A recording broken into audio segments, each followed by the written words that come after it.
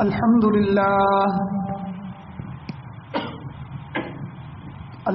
لله وكفى وسلام على عباده الذين اصطفى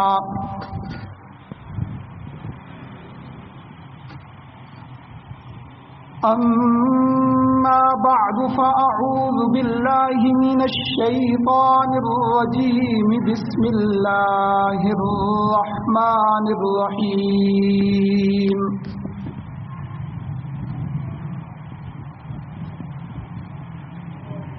وَإِذْ أَخَذَ اللَّهُ مِيثَاقَ النَّبِيِّينَ لَمَا آتَيْتُكُم مِّن كِتَابٍ وَحِكْمَةٍ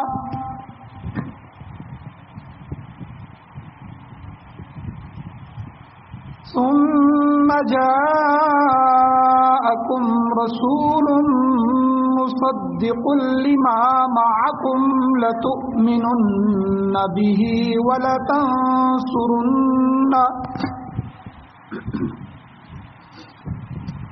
قَالَ أَقْرَرْتُمْ وَأَخَذْتُمْ عَلَى ذَلِكُمْ إِصْرِي قَالُوا أَقْرَرْنَا قال فاشهدوا وأنا معكم من الشاهدين قال النبي صلى الله تعالى عليه وسلم لا يؤذي وولدي من والده وولده والناس أجمعين صدق الله العظيم وصدق رسوله النبي الأمي الكريم سارے حضرات درود شریف پڑھیں اللهم صل علی سیدنا و مولانا محمد مبارک وسلم وصلی علیہ رب اشرح لي صدری ويسر لي امری واحلل عقدۃ من لسانی یفقهوا قولی. میرے واجب الاحترام، میرے بزرگوں، دوستوں، نوجوان ساتھیوں،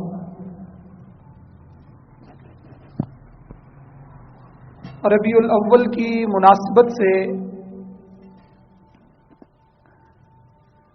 گزشتہ جمعہ بھی گفتگو ہوئی تھی اور جو اسلام کے اندر ایک تیسری عید کا اضافہ کیا گیا، اس جشن عید کا شرعی جائزہ کہ شریعت کیا کہتی ہے، شریعت میں اس کا کیا حکم ہے، اس کی ابتدا کب سے ہوئی، تو اس پر تھوڑی سی روشنی ڈالنی ہے. اور گزشتہ جمعہ میں نے یہ بات بیان کی تھی کہ حضرت صلی اللہ علیہ وسلم کا ذکر خیر کرنا یہ اعلیٰ ترین عبادت ہے، بلکہ روح ایمان ہے، اور ہم اس کو اپنی آنکھوں کا سرما سمجھتے ہیں کہ نبی علیہ السلام کی زندگی کے ایک ایک واقعہ، ایک ایک گوشے کا ہم تذکرہ کریں. حضور کی ولادت کا تذکرہ بھی ثواب ہے، حضور کے بچپن کا تذکرہ، حضور کے شباب اور جوانی کا تذکرہ، حضور کی بعثت اور مبعوث ہونے کا تذکرہ، حضور علیہ الصلوۃ والسلام کی دعوت، حضور کا جہاد، حضور کی قربانی، حضور کا ذکر و فکر، اور حضور کی عبادت و نماز، حضور کی اخلاق اور شمائل. اسی طرح حضور علیہ السلام کی صورت اور سیرت، آپ کا زہد اور تقوی، آپ کا علم اور خشیت، آپ کا اٹھنا، آپ کا بیٹھنا، آپ کا چلنا پھرنا، آپ کا سونا جاگنا، آپ علیہ السلام کی صلح، جنگ، خفقی، غصہ، رحمت، شفقت، تبسم، مسکراہٹ، الغرض حضور علیہ السلام کی ایک ایک ادا، ایک ایک حرکت، ایک ایک جھلک، ایک ایک سکون کا تذکرہ کرنا بھی ہمارے لیے باعث ہدایت.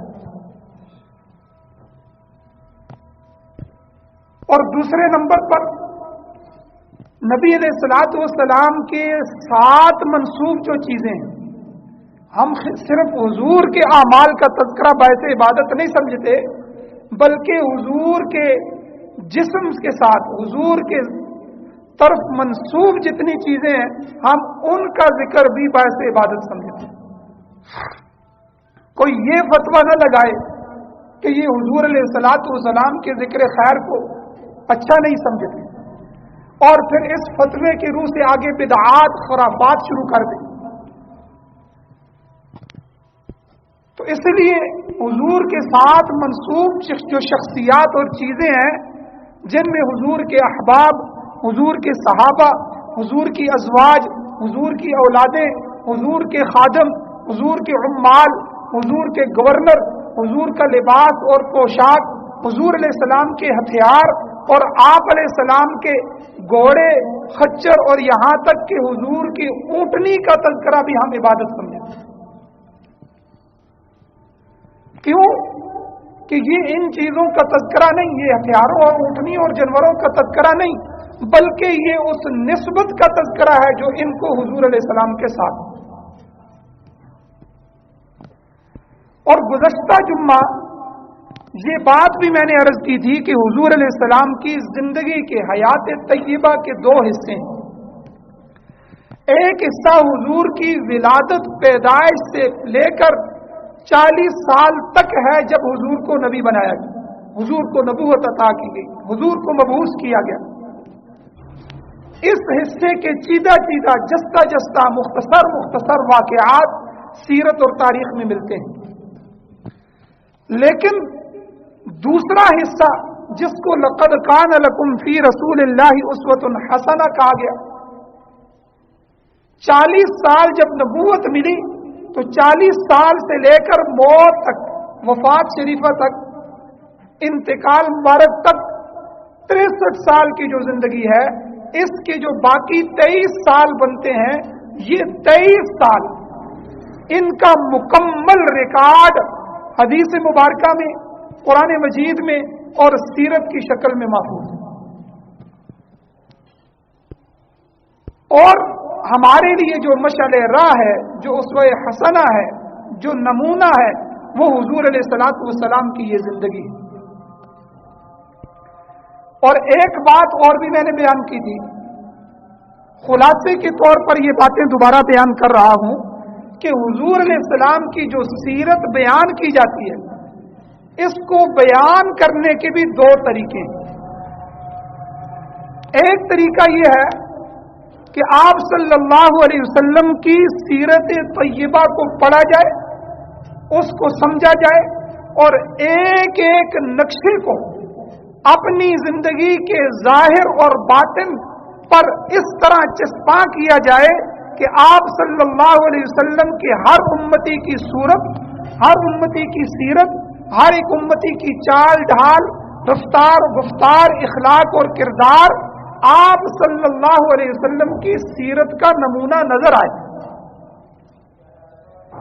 دیکھنے والا خود کہے، اسے بتانے کی ضرورت نہ پڑے، ہمیں خود کوئی نعرہ لگانے کی ضرورت نہ پڑے۔ دیکھنے والا کہے کہ یہ قرآن کا قاری آ رہا ہے، یہ قرآن کا عالم آ رہا ہے، یہ نبی کا غلام آ رہا ہے، اس کا چہرہ، اس کا چلنا، اس کا بولنا، اس کی چال ڈھال، اس کا ہر عمل یہ بتا رہا ہے کہ اس نے اپنے نبی کو نمونہ بنایا۔ تو ایک تو سیرت کو بیان کرنے کا یہ طریقہ ہے کہ سیرت کو اپنایا جائے، اور دوسرا طریقہ یہ ہے کہ جہاں بھی موقع ملے، جس مجلس میں بھی ہم بیٹھیں، تو نبی علیہ الصلوۃ والسلام کے ذکر خیر کو، ہر مجلس اور ہر محفل کو حضور کے ذکر سے معطر بنایا جائے، حضور کے ذکر سے معمور کیا جائے۔ آپ علیہ السلام کے فضائل بیان کیے جائیں، حضور علیہ السلام کے کمالات بیان فرمائیں، آپ علیہ السلام کی جو بابرکت زندگی ہے، بابرکت اعمال اور اخلاق ہیں، حضور کے جو طریقے اور سنتیں ہیں، ان کا تذکرہ کیا جائے۔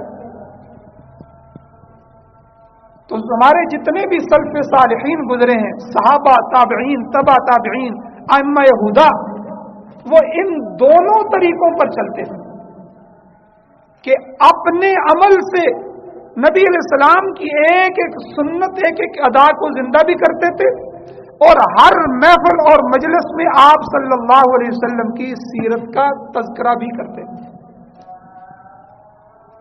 और आज अफसोस से ये बात कहना पड़ती है कि हमारी जिंदगी में हुजूर का नमूना भी मौजूद नहीं है। हम खुद भी हुजूर अलैहिस्सलाम की जिंदगी को अपनाते नहीं है और न हमें इतनी मालूमात है कि हम किसी के सामने खड़े होकर 4-10 मिनट हुजूर की सीरत को बयान कर सकें। लेकिन हमारा दावा क्या है कि हमसे बड़ा हुजूर का आशिक कोई नहीं, हमसे बड़ा हुजूर के साथ मोहब्बत करने वाला कोई नहीं। हजरत सैयदना उमर फारूक रजी अल्लाह तआला अन्हु का मशहूर वाक़या है, आखिरी लम्हात में जब दुनिया से जा रहे हैं, एक नौजवान इयादत के लिए आया। जब वापस जाने लगा तो हजरत उमर रजी अल्लाह तआला अन्हु ने देखा कि इसकी तो जो चादर है वो टखनों से नीचे है। तो फौरन फरमाया, बरखुरदार तुम्हारी चादर टखनों से नीचे जा रही है, ये हजरत सल्लल्लाहु अलैहि वसल्लम की सुन्नत के खिलाफ है, इसलिए अपनी चादर को ऊपर कर दो। अब देखें, मौत का वक़्त है, दुनिया से जा रहे हैं, लेकिन नबी अलैहिस्सलातु वस्सलाम की सुन्नत का तज़किरा करें। और आपके साहबजादे सैयदना अब्दुल्ला इब्न उमर रजी अल्लाह तआला अन्हु, उनको इतना शौक था सीरत के अपनाने का कि वाक़यात में लिखा है कि जब हज के लिए तशरीफ ले जाते, हज के सफर में, तो हुजूर अलैहिस्सलातु वस्सलाम ने जहां जहां पड़ाव किया था, यानी जिस जिस जगह हुजूर रुके थे वहां उतरते, जिस दरख्त के नीचे हुजूर ने आराम फरमाया था उस दरख्त के नीचे आराम फरमाते।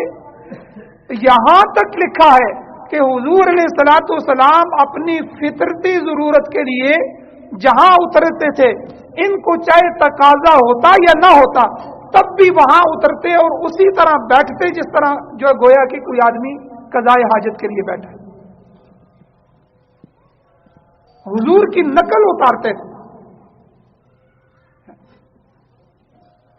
तो ये असल में सहाबा जो थे यही आशिकाने रसूल थे। और इसी वजह से जब सहाबा इकराम दुनिया भर के ममालिक में पहुंचे तो ऐसे ऐसे मुल्कों के अंदर गए कि जिनकी जुबान भी नहीं जानते थे, न वो मुल्क वाले इनकी जुबान जानते थे, न उनकी लुगत से ये आशना थे, मगर इनकी शक्ल को देख के, इनकी सूरत को देख के, इनके इखलाक व किरदार को देख के, इनके आमाल और मुआमलात को देख के, इनकी तिजारत को देख के इलाकों के इलाके इस्लाम के हल्का बगोश आ गए। तो ये मेरे भाइयों असल सीरत का पैगाम ये है। हमारे सल्फ़े सालिहीन ने, हमारे अकाबर ने कभी सीरतुन नबी के जलसे नहीं किए। सहाबा इकराम ने ना मिलाद की महफिलें मनाई। क्यों? कि वहां हर दिन हर रोज रोज़े ईद होता था, हर शब बरात का किस्सा था। जाहिर है कि जब उनकी पूरी जिंदगी सीरतुन नबी के सांचे में डली होगी, जब उनकी हर महफिल और मजलिस का मौजू ही सीरत तैयबा होगा, जब उनका हर कौल और अमल सीरतुन नबी का मदरसा था, तो उनको इन नाम के जलसों की नौबत की कहां आती होगी। और बाद का जब दौर आया, जो जमाना हुजूर अलैहिस्सलातु वस्सलाम से दूर होता गया, तो कौल के अंदर कमी पैदा हो गई, किरदार के अंदर कमी पैदा हो गई। किरदार की बजाय गुफ्तार का सिक्का चलने लगा, बड़ी लफ्फाजी, बड़े बयानात, लेकिन अपनी जिंदगी खोखली है। आज भी अल्हम्दुलिल्लाह ये उम्मत बांझ नहीं हुई, आज भी ऐसे लोग मौजूद हैं, ऐसे अल्लाह के बंदे मौजूद हैं जो हज़रत सल्लल्लाहु अलैहि वसल्लम की सीरत तैयबा का आईना सामने रखकर अपनी जिंदगी को संवारते हैं, अपनी जिंदगी को गुजारते हैं।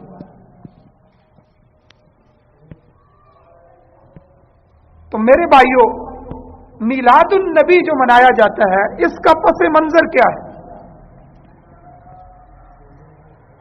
یاد رکھیں میلاد کی محفلوں کے وجود سے امت کی 6 صدیاں خالی گزری ہیں. 600 سال یہ چیزیں نہیں تھیں. اور ان 6 صدیوں میں مسلمانوں نے کبھی سیرت النبی کے نام سے کوئی جلسہ یا میلاد کے نام سے کوئی محفل نہیں سجائی. تو سب سے پہلے اس کا آغاز کہاں سے ہوا؟ 602 ہجری، یعنی حضور علیہ السلام کی ہجرت کے بعد اسلامی سال کے اعتبار سے 602 سال گزر گئے. سلطان ابو سعید مظفر اور ابو الخطاب ابن دحیہ، انہوں نے سب سے پہلے محفل میلاد کا انعقاد کیا. شروع میں 3 چیزوں کا اس میں لحاظ رکھا گیا. نمبر 1، پہلے ربیع الاول کی کوئی تاریخ متعین نہیں تھی، انہوں نے 12 ربیع الاول کو متعین کیا. یاد رکھیں کہ ربیع الاول کا مہینہ عام مہینوں کی طرح گزر جاتا تھا، صحابہ کی زندگی میں کوئی تذکرہ نہیں تھا، کیونکہ نبی علیہ الصلوۃ والسلام نے کسی رات کے ساتھ کوئی عمل کیا ہو، شب برات کے ساتھ ایک عمل کیا ہے تو اس کا تذکرہ حدیث میں موجود ہے. لیلۃ القدر کے فضائل بیان فرمائے ہیں تو اس کا تذکرہ حدیث میں موجود ہے. اور جس دن کے، جس گھڑی کے، جس وقت کے جو ہے فضائل بیان فرمائے ہیں یا کوئی عمل اس کے ساتھ منسلک کیا ہے تو اس کا تذکرہ حدیث مبارکہ میں موجود ہے. لیکن ربیع الاول کے پورے مہینے کا ایک ضعیف اور کمزور حدیث میں بھی تذکرہ موجود نہیں. تو گویا کہ اس کا تذکرہ ہی نہیں تھا. تو سب سے پہلے ان بادشاہوں نے، ان 2 لوگوں نے 602 سال بعد، 6 صدیوں بعد پہلی مجلس بادشاہ نے منعقد کروائی. ظاہر بات ہے جب بادشاہ کرواتا ہے تو وہ پوری مملکت میں ہوتی ہے. اب ایک تو انہوں نے 12 ربیع الاول کی تاریخ کا تعین کیا. آگے چل کے میں ذکر کروں گا کہ اس 12 ربیع الاول میں بھی اختلاف ہے حضور کی ولادت. دوسرا کام انہوں نے یہ کیا کہ ان کو پتا تھا کہ عوام کے جمع ہونے سے اہل علم مطمئن نہیں ہوں گے، اس لیے انہوں نے علماء اور صلحاء کا اجتماع کروایا. اور تیسری چیز کہ اس ختم محفل پر طعام اور کھانے کے ذریعے نبی صلی اللہ علیہ وسلم کی روح کو ایصال ثواب کروایا. اب تاریخ میں یہ 2 آدمی خود کیسے تھے، ان کے بارے میں بھی اختلاف ہے کہ یہ کس قماش کے آدمی تھے. بعض مورخین نے ان کو کذاب اور فاسق لکھا ہے اور بعض نے عادل اور ثقہ بھی لکھا ہے، واللہ عالم. بہرحال جب یہ نئی رسم نکلی تو علماء امت کے درمیان اس کے جواز اور عدم جواز کی بات چلی.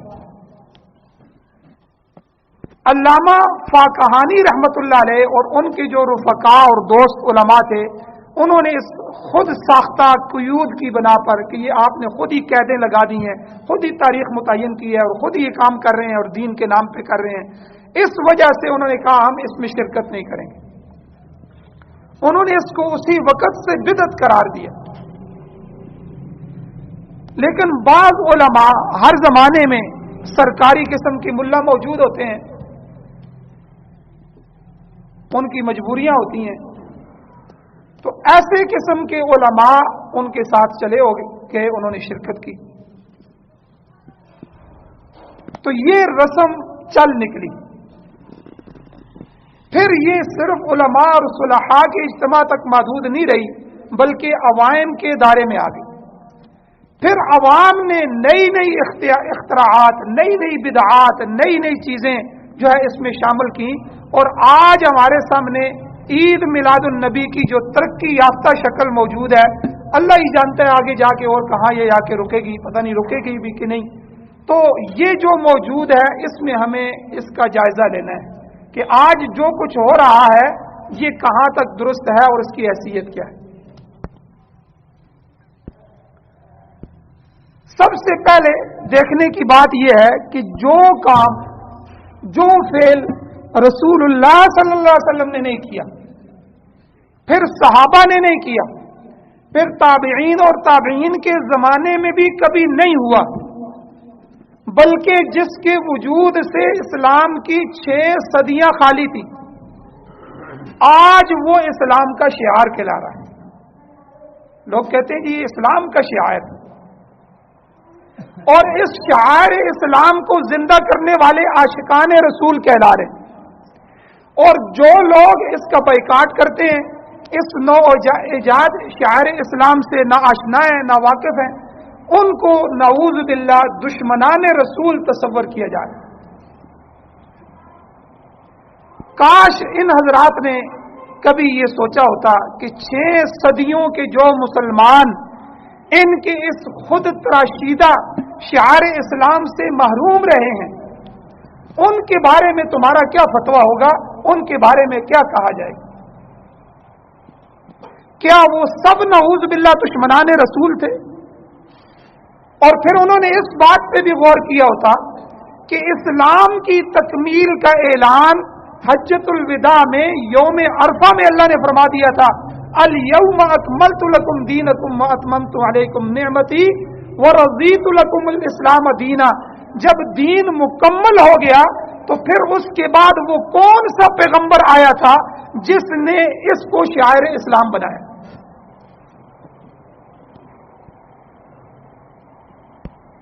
اب یہ چیزیں ساری کی ساری جو ہیں وہ سوچنے کی بات ہے، اور اس میں ایک چیز یاد رکھیں، یہ جو برسی منائی جاتی ہے، سالگرہ کی جاتی ہے، سال بعد عرس منائے جاتے ہیں، اس کو برسی منانا کہتے ہیں، سال منانا کہتے ہیں، یہ رسم کہاں سے چلی؟ یاد رکھیں اسلام سے پہلے جتنی بھی قومیں تھیں وہ اپنے بزرگوں کی اور اپنے بانیان مذہب کی، جو ان کے مذہب کے بانی تھے، ان کی برسی مناتے تھے، یہ ان میں معمول تھا۔ جس طرح عیسائیوں میں ہے کہ عیسائی حضرت عیسیٰ علیہ السلام کی یوم ولادت پر عید میلاد النبی مناتے ہیں، کرسمس مناتے ہیں، لیکن اس کے برعکس اسلام نے برسی منانے کی رسم کو بالکل ختم کر دیا۔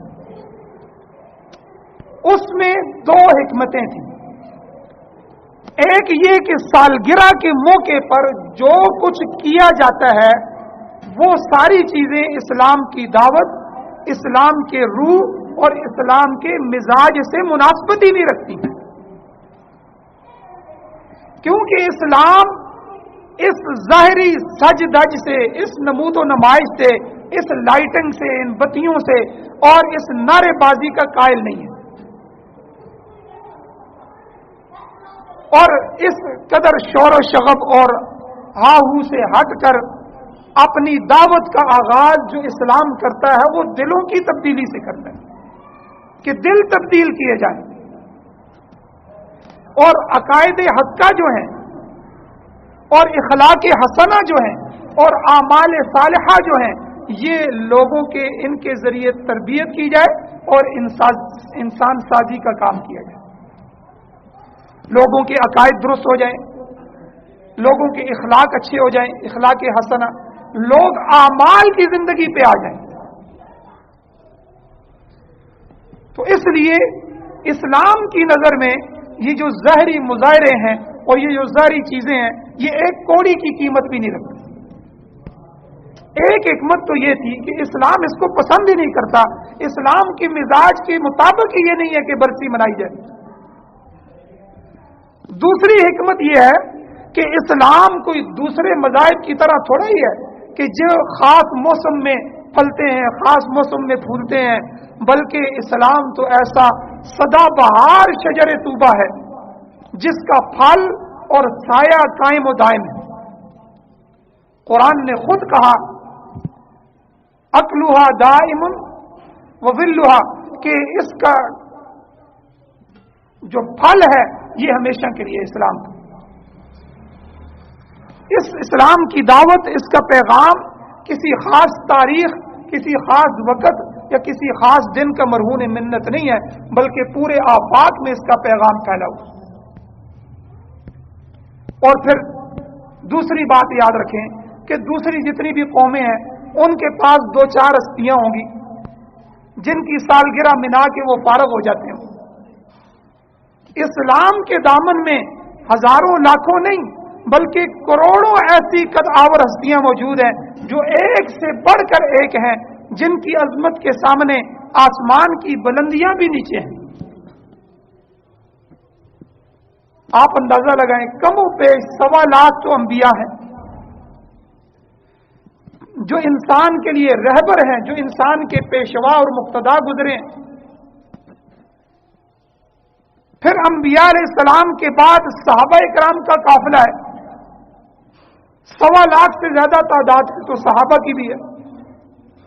फिर उसके बाद हर सदी के अंदर लाखों अकाबिर औलिया अल्लाह गुजरे हैं जो अपने अपने वक्त में रुश्द व हदायत के मीनारा नूर थे और बड़े बड़े बादशाहों की गर्दनें उनके सामने झुकी रहती थी। अब अगर इस्लाम शख्सियतों की सालगिरह मनाने का दरवाजा खोल देता तो आप खुद गौर कीजिए, अंदाजा लगाइए कि उम्मत को साल भर सालगिरहों के अलावा किसी और काम के लिए एक लम्हा भी न मिलता। तो ये वो सारी हिकमतें हैं।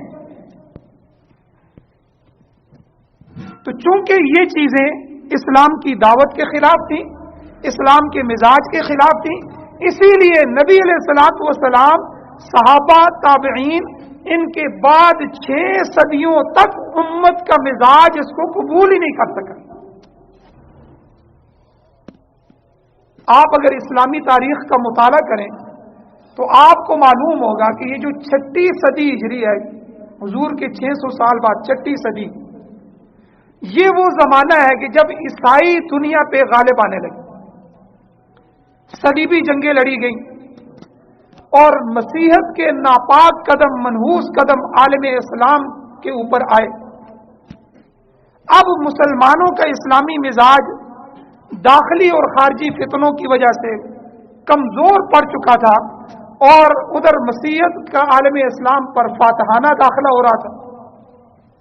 तो इस्लाम ने, मुसलमानों ने अपने आप को कमजोर महसूस किया, तो इनकी तस्कीन का यही जरिया रह गया कि किसी तरह एक दिन हो जिसमें हम अपने नबी के साथ वालाना मोहब्बत का इजहार कर सकें और हम एक जश्न मनाएं। लेकिन याद रखें, 7वीं सदी से लेकर आज तक उलमाए उम्मत ने इसको बिदअत करार दिया है और हुजूर ने फरमाया कुल्लु बिदअतिन ज़लाला, हर नई चीज जो इस्लाम के नाम से, दीन के नाम से दीन में शुरू की जाए वो बिदअत है और हर बिदअत गुमराही है और हर गुमराही जहन्नम की तरफ लेके जाती है। अच्छा, एक और जुल्म जो हुआ कि मीलाद की रस्म तो 7वीं सदी हिजरी में, 6 सदियों के बाद 7वीं में पड़ी, उसमें लोगों ने बहुत से उमूर के इजाफे किए, लेकिन किसी को यह जुर्रत नहीं हुई कि इसको ईद का नाम देता। मगर अब चंद सालों से आप देख रहे हैं कि इसको ईद मिलादुन नबी जो है वो कहलाने का शब्द भी हासिल हो गया। दुनिया का कमजोर तरीन मुसलमान भी ये बात अच्छी तरह जानता है कि हुजूर अलैहिस्सलातु वस्सलाम ने मुसलमानों के लिए ईद के 2 दिन मुकर्रर किए हैं, ईद उल फितर और ईद उल अजहा, छोटी ईद और बड़ी ईद। अगर हुजूर अलैहिस्सलाम की यौम विलादत को भी ईद कहना सही होता और इस्लाम के मिजाज से ये मुनासबत रखती तो हुजूर अलैहिस्सलाम खुद ही इसको ईद करार देते, क्योंकि हुजूर ने 2 ईदें तो दूसरी भी हमें दी हैं। और अगर हुजूर अलैहिस्सलातु वस्सलाम के नजदीक ये पसंदीदा चीज होती तो आपके बाद खुलफाए राशिदीन आपके यौम वलादत को ईद कहकर जश्न ईद मिलादुन नबी मनाते, मगर उन्होंने ऐसा नहीं किया। 6 सदियों तक, बल्कि 6 सदियों से तो मिलाद शुरू हुआ, तो ये अभी आके इस सदी में इसको ईद का लक़ब भी करार दिया गया। इसके 2 ही नतीजे निकल सकते हैं, या कि हम इसको जो ईद कह रहे हैं इस पे गलती पर है, या फिर नऊज़ बिल्लाह ہمیں تو حضرت صلی اللہ علیہ وسلم کے یوم ولادت کی خوشی ہے، مگر صحابہ کو کوئی خوشی نہیں تھی، اس لیے ان کو اتنا بھی عشق نہیں تھا جتنا ہمیں عشق ہے۔ اب یہ دو نتیجے نکل سکتے ہیں، یا ہم غلط ہیں یا پھر صحابہ نعوذ باللہ غلط ہیں۔ پھر دوسری یاد رکھیں کہ نبی علیہ الصلوۃ والسلام کی ولادت بھی ہوئی ہے، حضور نے وفات بھی پائی ہے، تو تاریخ ولادت جو ہے حضور علیہ السلام کی پیدائش کی جو تاریخ، اس میں اختلاف ہے، بعض نے 9 ربیع الاول کو کہا ہے، بعض نے 8 ربیع الاول کو کہا ہے، اور مشہور 12 ربیع الاول ہے، لیکن اس میں کسی کا اختلاف نہیں ہے کہ نبی علیہ الصلوۃ والسلام کی جو وفات شریفہ ہوئی ہے، حضور نے جو انتقال فرمایا ہے، یہ 12 ربیع الاول کو ہی ہوا ہے۔ گویا ہم نے جشن عید کے لیے دن بھی وہ تجویز کیا ہے جس میں نبی علیہ الصلوۃ والسلام اس دنیا سے داغ مفارقت دے کے چلے گئے۔ اب اگر کوئی ہم سے یہ سوال کرے کہ تم لوگ جشن عید جو مناتے ہو یہ حضور علیہ الصلوۃ والسلام کی ولادت پر مناتے ہو یا نبی صلی اللہ علیہ وسلم کی وفات کی خوشی میں مناتے ہو نعوذ باللہ، تو ہمارے لیے اس کا جواب دینا مشکل ہے۔ تو بہرحال میرے بھائیوں، اس دن کو عید کا دن کہنا یہ معمولی بات نہیں ہے، بلکہ یہ صاف صاف دین میں تحریف ہے۔ عید ایک اسلامی اصطلاح ہے، یاد رکھیں، جو اسلامی اصطلاحیں ہیں وہ کسی اور چیز کے لیے استعمال نہیں کر سکتے، یہ اللہ کے ہاں بہت بڑا جرم ہے۔ فتوے کی روح سے آدمی کفر کی طرف جا رہا ہوتا ہے۔ مثلا روزہ ایک اسلامی اصطلاح ہے، ہم روزہ کسے کہیں گے؟ جو آدمی صبح سے لے کر شام تک کھانے پینے اور بیوی کے پاس جانے سے، خواہشات پوری کرنے سے رک جائے اور اس میں نیت کرے، یہ روزہ ہے۔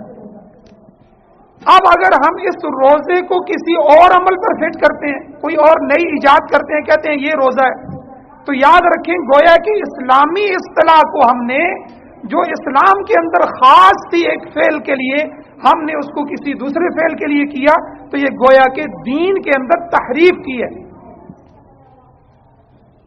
اسی طرح نماز ایک خاص لفظ ہے، نماز کا اصطلاح ہے، نماز وہی ہوتی ہے جو 5 وقت میں ہم پڑھتے ہیں۔ اب اس کے علاوہ کسی اور عمل کو نماز نہیں کہا جا سکتا۔ اور اسی طرح جہاد ایک اسلامی اصطلاح ہے۔ جہاد اللہ کے دین کو غالب کرنے کے لیے، اللہ کے دشمنوں سے لڑنا اور اللہ کے دین کے غلبے کے لیے وہاں میدان جہاد میں جانا، یہ ایک اسلامی اصطلاح ہے جہاد۔ اور آج کل ہم کیا کہتے ہیں جی؟ پولیو کے خلاف جہاد، مچھروں کے خلاف جہاد، فلاں کے خلاف جہاد۔ یاد رکھیں یہ کفر ہے۔ اسلامی اصطلاح کو اب اس میں ایک تو اسلامی اصطلاح کی توہین بھی ہے، جو جہاد اتنا عالیشان عمل تھا اس کو ہم نے کدھر گرا دیا۔ اور اسی طرح شہید ایک اصطلاح ہے، ہر مرنے والے کو تھوڑا ہی شہید کہتے ہیں،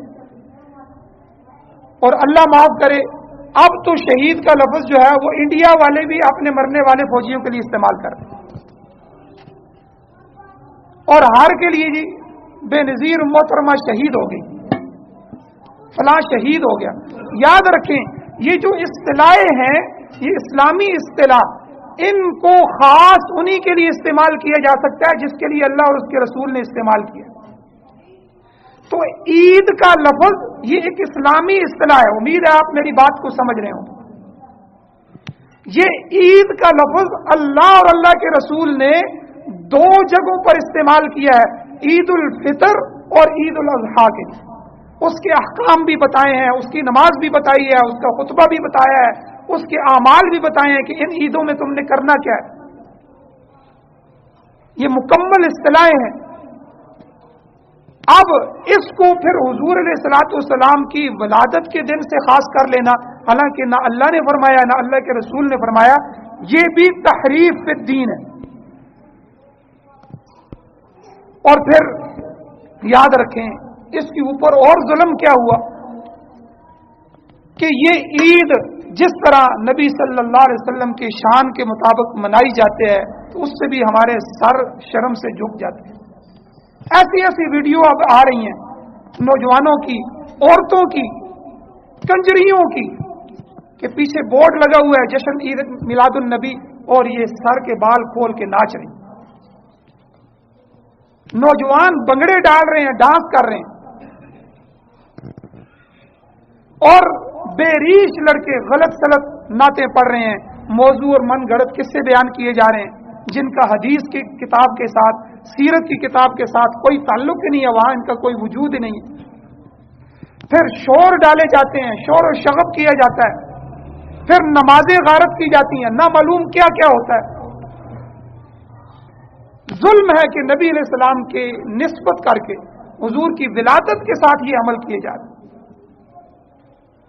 کاش نبی صلی اللہ علیہ وسلم کے نام پر جو بدعت ایجاد کی گئی تھی اس میں کم از کم حضور علیہ الصلوۃ والسلام کی عظمت، حضور کے تقدس اور حضور کے دین کا ہی لحاظ کیا جاتا۔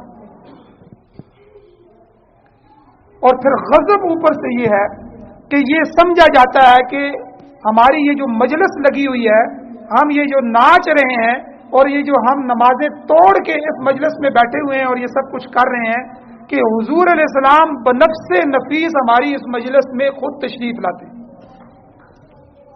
آپ اندازہ لگائیں، ظلم پر ظلم ہے اسلام کے ساتھ۔ اور اس کے بعد پھر مزید ظلم کیا کیا جاتا ہے؟ بیت اللہ اور روزہ مبارک کی شبیہ بنائی جاتی ہے۔ بڑے بڑے شہروں میں، بلکہ اب تو عام ہو گیا ہے، کراچی، لاہور، اور ہر جگہ، کہ عید میلاد النبی کے موقع پر حضرت صلی اللہ علیہ وسلم کے روزہ اطہر اور بیت اللہ شریف کی شبیہ بنائی جاتی ہے، اور پھر جگہ جگہ چوکوں پہ رکھے ہیں، اور پھر ظلم یہ ہے کہ ان سے وہی تبرک حاصل کیا جاتا ہے جو اصل کے ساتھ۔ لوگ جو بیت اللہ کی شبیہ بنی ہوئی ہے اس کا طواف بھی کر رہے ہیں، روضۃ الرسول پہ اسی طرح درود السلام پڑھ رہے ہیں جس طرح ہم وہاں جا کے پڑھتے ہیں۔ ایک ہے اس کی بنانا، اس کو خالی دیکھ لینا رکھنا، ایک ہے اس کے ساتھ وہی کچھ کیا جا رہا ہے جو اصل مقامات کے ساتھ ہوتا ہے۔ اس میں بہت ساری کباطیں ہیں، بہت ساری برائیاں ہیں۔ سب سے پہلے تو فضول خرچی ہے، ہزاروں لاکھوں روپے اس پہ خرچ کیے جا رہے ہیں۔ یاد رکھیں حدیث مبارکہ میں قبروں کے اوپر چراغ جلانے اور شمع جلانے والوں پر نبی علیہ السلام نے لعنت فرمائی، کیوں کہ یہ ابس بیکار فعل ہے۔ اب اس قبر والے کو اوپر جلنے والے دیے سے کیا فائدہ ہے؟ آپ اس کو ایصال ثواب کریں، آپ اس کے لیے قرآن پڑھیں، آپ اس کے لیے صدقہ کریں، آپ کوئی ایسا فعل کام کریں اسی پیسوں سے لے کے کہ جس سے اس قبر والے کو فائدہ ہو۔ تو حضور نے ایسے پر لعنت کی ہے کہ خدا کے دیے ہوئے مال کو مفت ضائع کر رہے ہیں۔ اور پھر جو ذرا سوچئے، مقدس نبی ایک چراغ جلانے کو فضول خرچی کی وجہ سے ممنوع قرار دے رہا ہے اور اس کو ملعون کام کہہ رہا ہے، تو اس کے جو امتی ہیں وہ ہزاروں لاکھوں روپے کی فضول خرچیاں کر کے ان کے بارے میں کیا حکم؟ اور پھر یہ فضول خرچی بھی کون سی قوم کر رہی ہے؟ وہ قوم جو خود قرضوں میں ڈوبی ہے، غربت زدہ قوم ہے، جو روٹی کپڑے اور مکان پر اپنے ایمان کے سودا کرنے کے لیے تیار۔ تو یاد رکھیں یہ ساری خرافات اسی حضور علیہ السلام کی نسبت سے کی جاتی۔ اور دوسری جو رافضی کرتے ہیں، دوسری بات یہ ہے کہ شیعہ اور روافض، آپ کو معلوم ہے کہ حضرت حسین رضی اللہ تعالیٰ عنہ کی 10 محرم کو سالانہ برسی مناتے ہیں۔ اس موقع پہ وہ کیا کرتے ہیں؟ تعزیہ نکالتے ہیں، علم نکالتے ہیں، دل نکالتے ہیں، ذوالجناح کا جلوس نکالتے ہیں، فلاں فلاں کرتے ہیں۔ انہوں نے جو کچھ حضرت حسین رضی اللہ تعالیٰ عنہ اور آل رسول کے نام پر کیا، وہی ہم نے خود رسول اللہ کے نام پہ کرنا شروع کر دیا۔ اور تیسری بات اس میں یہ ہے کہ روزہ اطہر کے اور بیت اللہ کی جو شبیہ بنائی جاتی ہے، چونکہ وہ محض جعلی اور مصنوعی ہوتی ہے، مصنوعی بنائی جاتی ہے، پھر اسے آج بنایا جاتا ہے اور کل توڑ دیا جاتا ہے۔ اب سوال یہ ہے کہ اس مصنوعی تشبیہ میں اصل روزہ اطہر کی اور بیت اللہ کی خیر و برکت منتقل ہوتی ہے یا نہیں ہوتی؟ اور اگر ہوتی ہے تو پھر اس کو توڑا کیوں جاتا ہے؟ اس کو توڑنا بھی یہ توہین ہے۔ یاد رکھیں، ابھی بدبختوں نے سندھ کے اندر حضرت عمر رضی اللہ تعالیٰ عنہ کا پتلا بنایا اور جلایا۔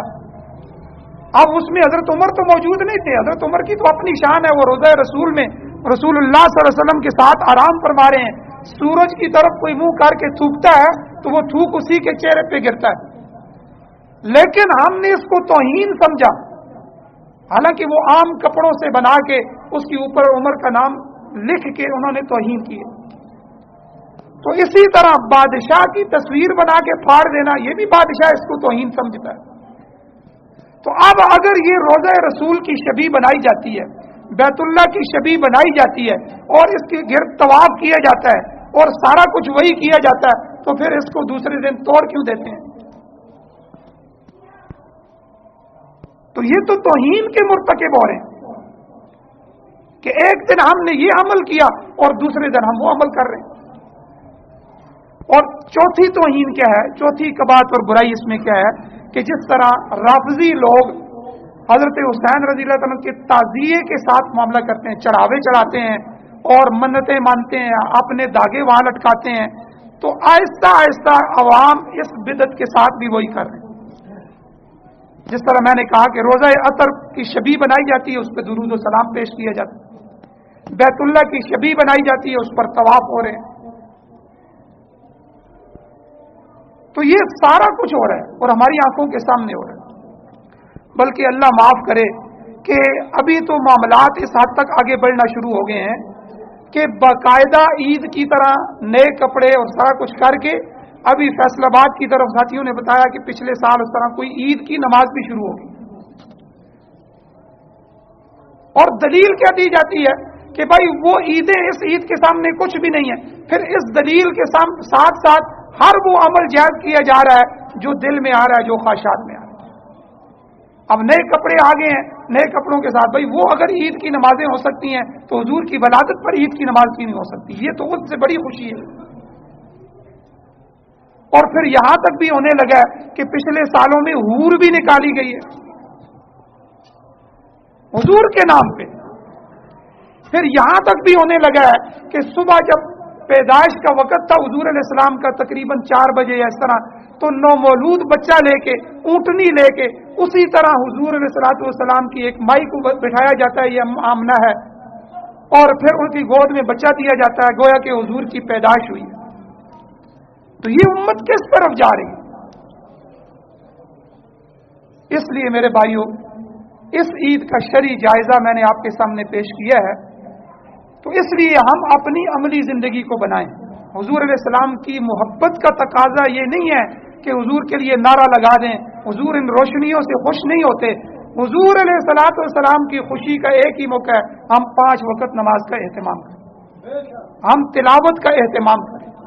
جن کے والدین ناراض ہیں وہ اپنے والدین کو راضی کریں، جن کے اساتذہ ناراض ہیں ان کو راضی کریں، جن کے عزیز و اقارب ناراض ہیں ان کو راضی کریں، اور نیک اعمال کریں، ہم صدقہ خیرات کریں، ہر وہ عمل، ہر وہ ادا جو نبی علیہ الصلوۃ والسلام کی سنت کہلاتی ہے، ہم ان سنتوں کو اپنے وجود میں اور اپنی اولادوں میں اور اپنے گھروں میں جگہ دیں۔ اللہ تعالیٰ سے دعا ہے اللہ ہمیں عمل کی توفیق عطا فرمائے، اللہ ہماری کمزوریوں کو معاف فرمائے، اور نبی علیہ الصلوۃ والسلام کو مقتدا رہبر بنا کے ان کی مطابق زندگی گزارنے کی توفیق عطا فرمائے۔ وآخر دعوانا الحمد للہ رب العالمین۔